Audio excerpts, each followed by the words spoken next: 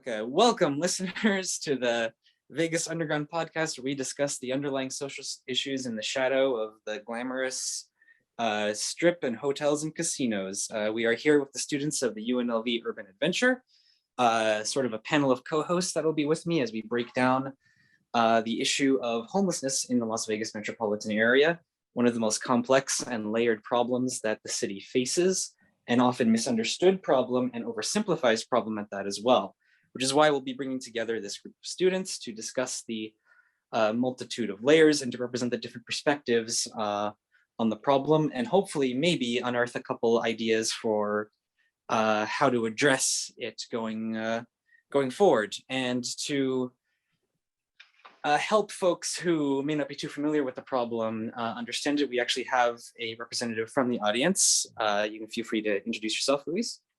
Hi, I'm Luis. I'll be behaving as the representative to ask questions to our co-host, and as well as help the conversation kind of flow a bit. Yeah, exactly. To sort of bring a layman's perspective to the table, because like I said, there's a lot of misconceptions and there's a lot of things folks might not understand. So to get right into the weeds here, I would like to start off by, by talking to perhaps the most important voices on this issue, the unhoused individuals themselves. So with that, well, actually, first, let me introduce everyone in the panel here. So why don't you all just sound off with like your title and your name, so the audience has an idea of who exactly we're talking to. Hi, Stephen Creel, law enforcement representative. I'm Kevin Ludwitz. I am the affected persons representative, and I'm hoping to bring a voice to the people we are talking about. Hello, my name is Joyce. I am the advocate for stigmas and stereotypes within homeless people. I'm Alyssa. I'm the program representative, so I'm going to be representing a program in the city of Las Vegas that helps the homelessness community. Hello, I'm Angie, and I am the government representative. Hello, and thank you for having me. My name's Seneca Stacy. I am a representative of the Nevada Partnership Homelessness Youth. Do not attempt to go inside. There are about 1,000 people living in the dark tunnels that sit directly beneath the bright lights of the Las Vegas Strip. They call themselves mole people, and here are several hidden truths about the situation beneath one of the most foot-trafficked streets in the entire world. This is Feeds with a special that will make you think. Some believe this to be a myth, but hiding in plain sight near some of the busiest parts of the Strip, the truth stares at us from the darkness. With close to 200 miles of storm drains stretching across the Vegas area, the community that lies beneath the entertainment capital of the world only makes up a fraction of the full story, but is our focus today. Seeking to escape the heat in the summers and find somewhere to keep their belongings, a lot of the Vegas homeless population utilizes these storm drain tunnels as shelter throughout the year. Some are mentally ill, some pregnant, some teenagers. A few are veterans, some disabled, with the others being gamblers or drug users who have fallen very deep into their addiction. A former adult entertainment star was found living in the Vegas tunnels just a few years ago. Apparently she still lives there at the age of 39, although her fans tried to help her with a 2020 crowdfunding attempt that unfortunately only reached a small percentage of its goal. Unexpectedly staring at you from underneath some of the nicest casinos, the mole people that call underground home aren't usually aggressive to Strip guests. However, barring the no pedestrian signs leading up to the nearby entry points, the areas Ash and I saw were pitch black, all things as fuck, and from what I have read, bad news is likely if you're caught in the wrong situation. Criminals also use these tunnels to escape the trouble they're in or hide from their dark past. Yet, some of the other mole people are not criminals or drug users and just Las Vegas residents down on their luck and using the unlawfully free shelter as a way of getting back on their feet. Although mostly detached from what's going on above them and unalike in a lot of ways, most of these people have built what seems like a community with trust, leadership hierarchy, and their own rules to follow. That is, unless it does happen to rain with our measly 4-inch average, then it's a rush for everyone to get all of their belongings out as fast as possible before it's swept away by the storm waters crashing through. Don't believe me? Next time you're in Vegas while it's raining, pay attention to the difference in the number of homeless people out on the Vegas Strip versus when it's hot. With these tunnels being around since the 70s with some additions in the 1990s, there's no telling how many people have called underground Las Vegas their home. Some want to stay or are forced for whatever reason, but some of these self-described mole people are actually looking for their way out and ways to better their situations. Last year, Las Vegas City Council voted to make lodging or camping on public sidewalks a misdemeanor with 6 months of jail time or up to $1,000 in fines. Apparently, this has changed the approach to tunnel living for some, as police are going underneath the city to arrest homeless people in what is known by critics as the war on the poor. There are companies that are trying to assist however they can, but to be honest with you, I wish there was something we could do to help the ones that wanted help. We're also referred to as NPHY. NPHY came about originally in reaction to the severity of youth homelessness in Nevada. So Nevada actually has the highest rate of homeless youth in America. 92% of Nevada's homeless youth are located in Clark County. So NPHY is really working to end homelessness in Nevada. Things we do include accept donations. These donations help us provide the resources that we provide.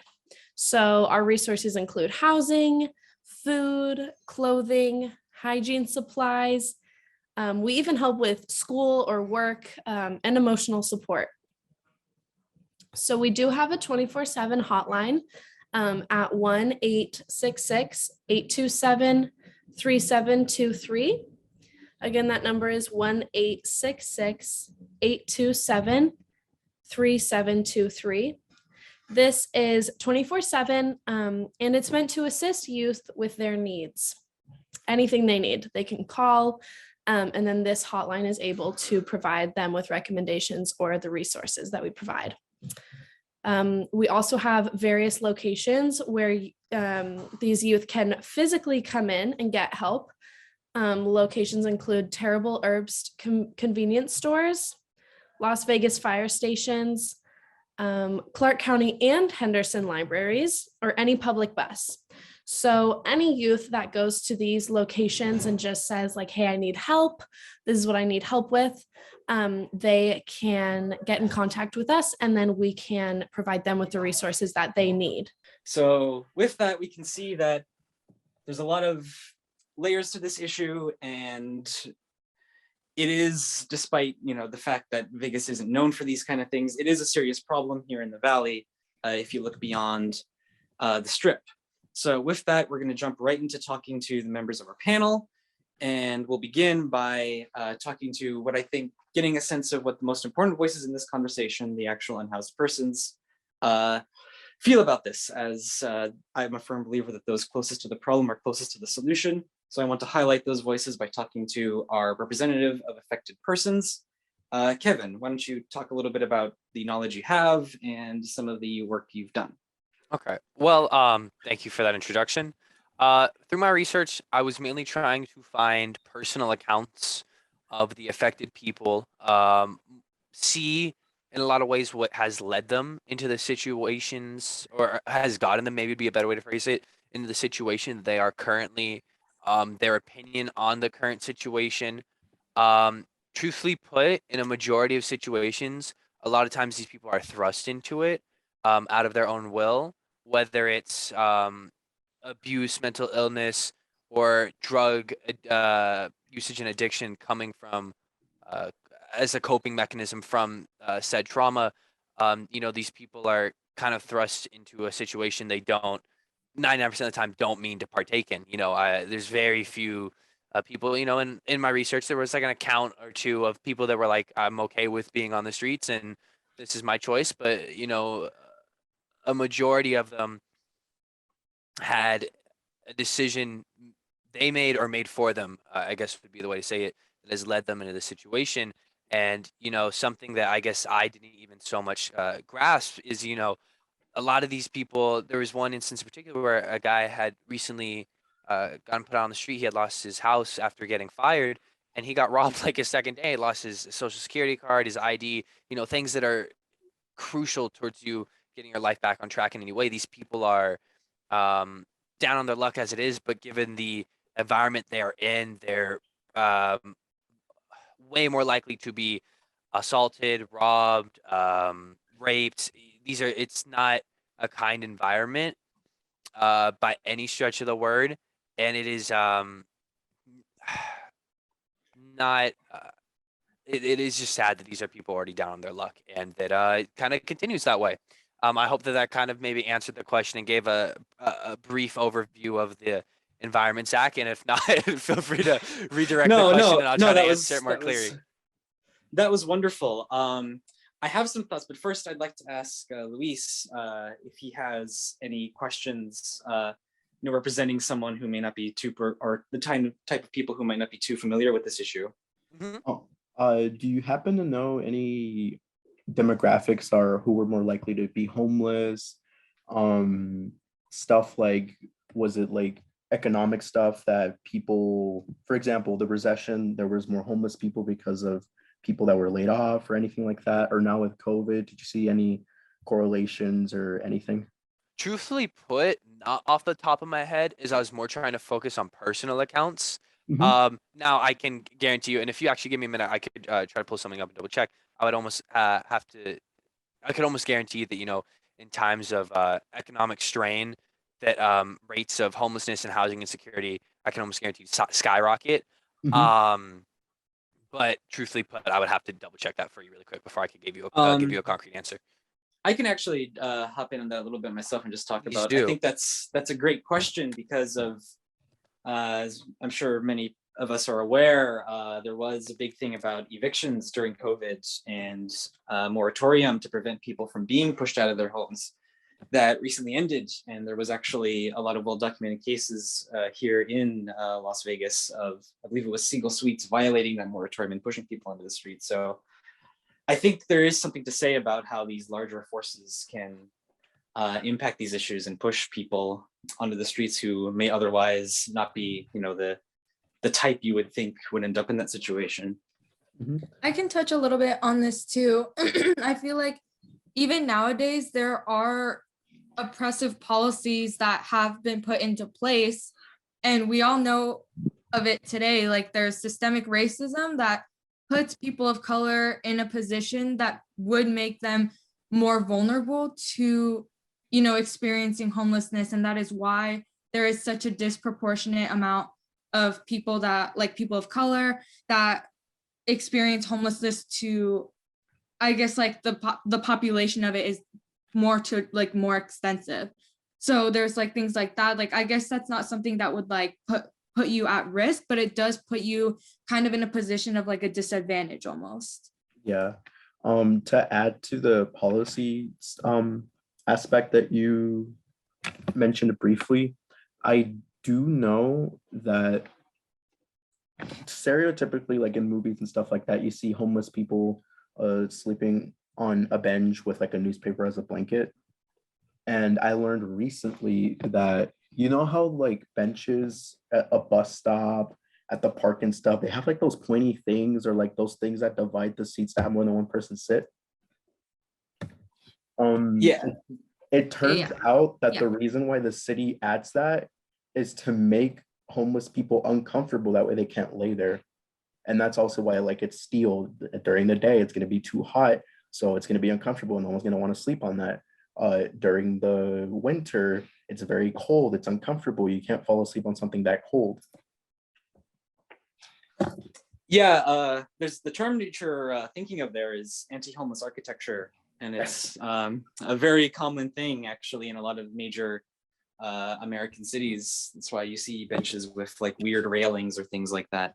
If you have more questions, Luis, then feel free to stop me. But since you jumped in, Joyce, would you like to talk about more of your perspective on this issue and some of the information you have?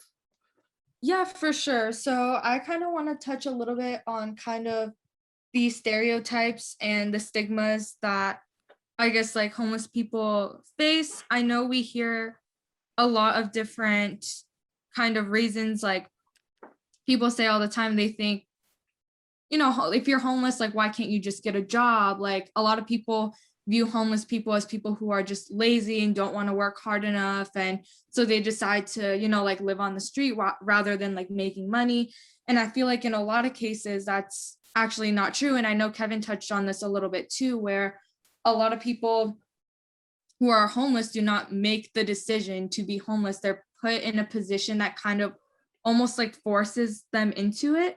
And so there's a lot of I guess almost like, I guess, discrimination against homeless people that they experience, and even just like social isolation that they go through because of these stereotypes. And we see it all the time.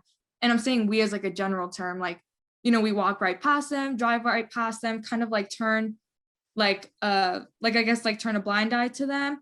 And there are people in this world that will even go as far as like treating them as if they aren't even like a human being, like treating them kind of inhumanely. And, you know, like I said, it's a lot of the time it's not by choice, and it's not by being lazy. It's not because they're not hardworking. It's just there are many things that like kind of push them to end up in that situation. So like some of these could be, you know, like one stereotype is, you know, like, oh, homeless people, like all homeless people have a substance abuse problem or a drug problem, mental health problem. And, you know, this is actually false. Like there's the small population of homeless people that do suffer from things like delusions and stuff, from like mental disorders and things, are obviously going to stick out. So a lot of people will conclude like, oh, all homeless people, you know, are like suffering from this. And this is actually like not the case. Domestic violence is another one. People who are trying to escape from abusive households often do not have like a stable support system, so they don't know where to go. So they kind of end up on the streets rather than, you know, going back to an abusive household, or, you know, like things like that. Like I touched on this earlier, systemic racism is another thing. And these stereotypes are, you know, obviously really harmful because it puts them in situations that are more violent, especially for the youth too. It's also dangerous for the youth because there's a lot of people who, because of these stigmas, do not want to admit they're homeless, so they kind of hide from it. It can cause even more mental health problems than kind of like the trauma that they've already dealt with that put them in that position in the first place. So I just think, you know, these stereotypes and these stigmas are very like, they're just dehumanizing, and I think they're very unfair. So I just wanted to clear that up a little bit, because I know there are some people that kind of have the mindset of like, well, why can't they just get a job? Like homeless people are, you know, they're just lazy. They don't want to get a job. And so I just wanted to touch on that a little bit. Can I add one point to that really quick? Yeah, for sure. Just kind of additionally with that concept of just get a job. And well, in you know, saying that it is like a fairly easy concept. Oh, you don't have money, give up your time, get money in exchange. But then you have to think about stuff like, for example, if, okay, even like from a very shallow viewpoint, if you are applying to be a server at a restaurant and you don't have access to a shower or something to clean yourself off, like these are things that like would affect your ability to get employed in places like that. Shallow as it is, it will no matter what. And additionally, it's I mean, when you go on for an interview, usually it's you know, we'll call you back. Most of these people don't have phones. You know what I mean? It's you wouldn't get a situation where if you applied it like in and out, they'd be like, oh, well, we'll chase you down, you know, one of these days. It's you go in, but and a lot of times that can just be the end of it. And the one other situation I spoke upon where it's like if you are lacking I guess maybe the right way would be like to say credentials. If you know, got kicked out, you might not have ways to properly identify yourself, and you might not know how. I still don't have my rebel card. God forbid I ever need to like go into a government building and like prove that I am like a person that exists. I would be on my ass. So I can only imagine the situation these people are put into. Yeah, exactly. And a lot of people don't realize too that, you know, most jobs you need like a resume. Like how are they going to build up a resume if they're homeless? They don't have access to a computer. They're like, okay, like go to a library. They don't have a library card. You need like an address and like an ID to have a library card. So it's just like there's a lot of things that they actually cannot do. And also another thing that interviewers look at when they're trying to hire you is your appearance. And if they don't have a shelter and they're already like lacking basic human necessities, especially like clothing and nature's like things of that sort, they're not going to look in a like presentable way that would make interviews like want to hire you. And that's just like it's a really sad truth, but it's like they don't have access to those types of things. So it's not as easy for them to just like get a job like most people say. There's a lot that goes into that. Yeah, if it's okay if I step in for a minute, I just wanted to say that it's pretty clear from hearing both of you guys talk that like there's a lot of things that can bring someone into homelessness, and there's a lot of things that will prevent someone from getting out of it. Am I right in saying that like there's a lot, like being homeless itself seems to make it difficult to get out of homeless for a lot of different reasons. Yeah, absolutely. Yeah. And I feel like that's another thing too. People don't realize it's not easy to just like, once you're homeless, I feel like people think like it's like, oh, you're homeless, like just get a job, like you'll make money. And it's really like not that simple, you know? So, Yeah. Can I add something really quickly to that? Yes, jump in.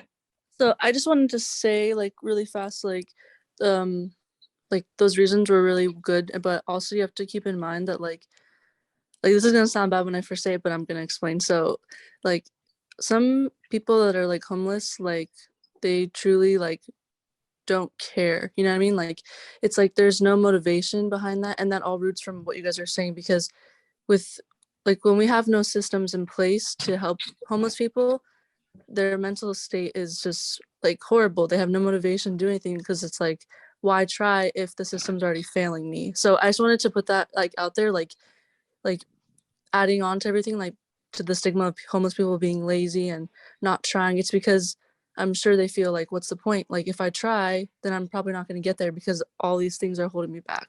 So yeah, I just wanted to say that. No, thank you for bringing that up. And actually, I want to give, why don't we, if you're comfortable, I know you represent some of the things that are being done to like address the issue. If you would like to speak on that for a minute, and then I can give Luis the opportunity to ask another question. Yeah, so I did most of my research on the Courtyard Resource Center, which is like being controlled by the city of Las Vegas. Just some background on it really quickly. It was launched in 2017 and about $20 million is committed to the center. There's also more and more funding, you know, they want to expand it, a bunch of things. So as like on their website, they kind of explain that there's over like 6,500 people just in our city that are homeless. And this partnership is just kind of there to provide homeless with, they can provide housing, medical and mental services. They also provide legal assistance, employment or educational opportunities, some type of income or benefit assistance, clothing, just a bunch of other services that can aid them.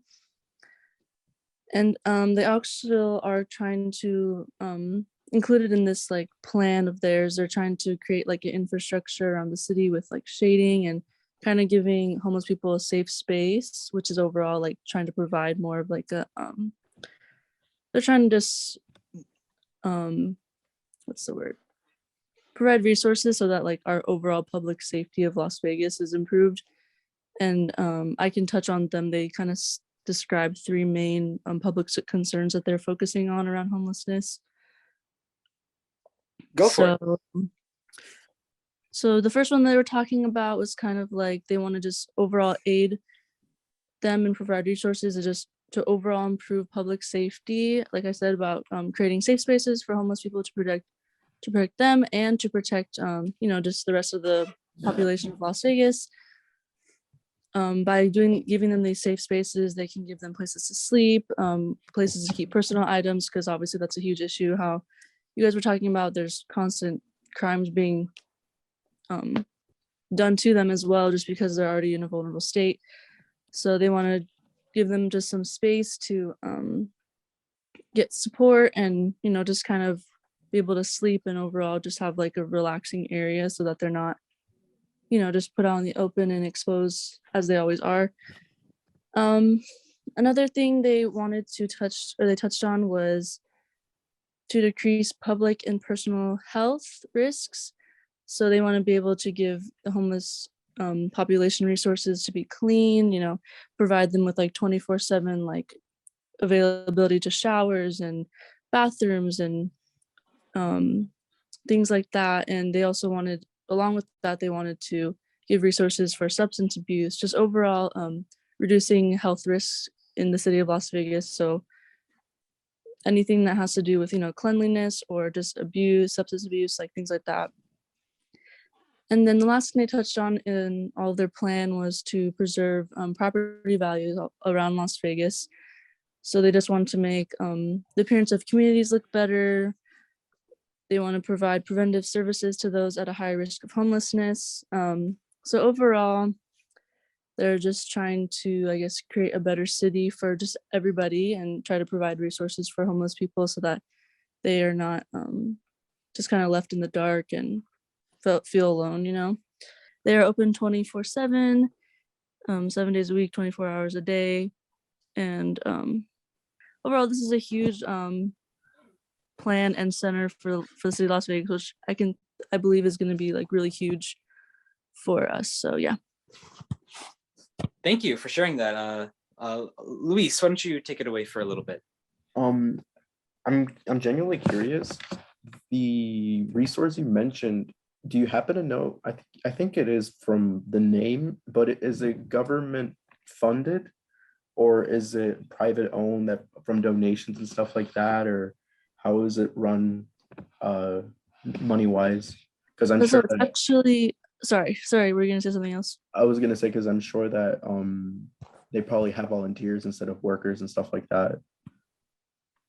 Right. So it's actually I believe it's a nonprofit, but it did specify that in their little info sheet that it's a public/private partnership. So it's also funded, majority funded by the city, I believe, but it's also I think they also take like private donations and things like that. I do know that it also is tied into the multi-agency outreach resource engagement, which I believe is with. I believe that's with the city as well. Right. It's the MORE team. For those who don't know, Yeah. the acronym is MORE. Yeah, I just read somewhere about something, but yeah, it is overall funded by the city. Okay. The reason why I asked that is because I know that sometimes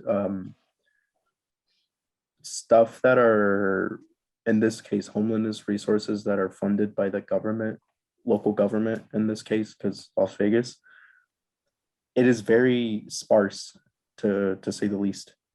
And I was genuinely curious because mainly from what I know, little things like food drives and stuff like that, some of them are government owned, but most of them are private owned or nonprofit owned, and they're run by volunteers or people that have donations, and instead of throwing them out, they donate to a nonprofit charity, like cans of foods and stuff like that. Right. And yeah, I do understand, obviously, especially things that are funded by the government, because there's just so many problems, with our country and just everything, like social issues, it is hard to kind of give a main focus on something. And I think overall, this is just like the biggest movement towards something that could be really great for the city.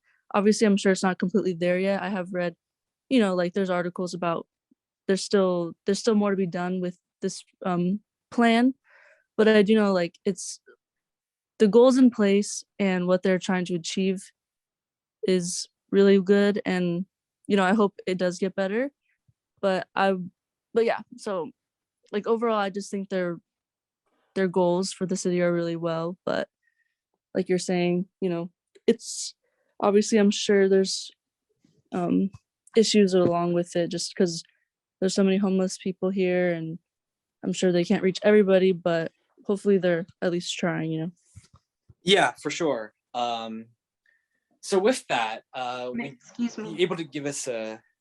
Yeah, I'm gonna jump to you actually, because that was sort of a snapshot of like a local perspective.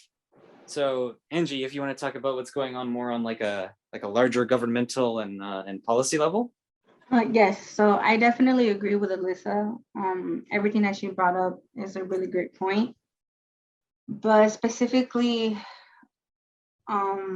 like as a government representative, the American Rescue Plan Act has specifically a $5 billion fund to reduce homelessness.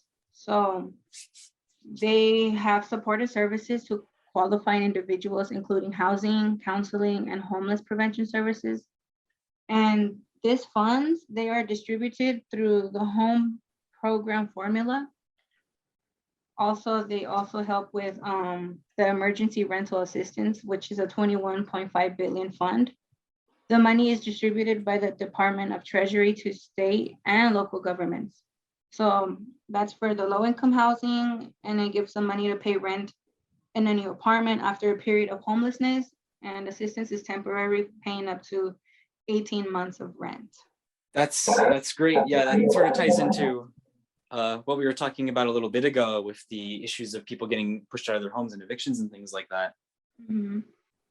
So that's a nice shot at like what's going on at the larger scale, in addition to sort of the local service providers. But Yeah. if you have another question, Luis, feel free I have to a shoot. question, but in general terms that anyone can jump in and answer. Go for it.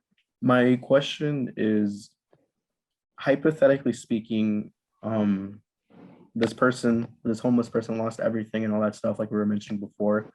But let's say this person got lucky and got a job.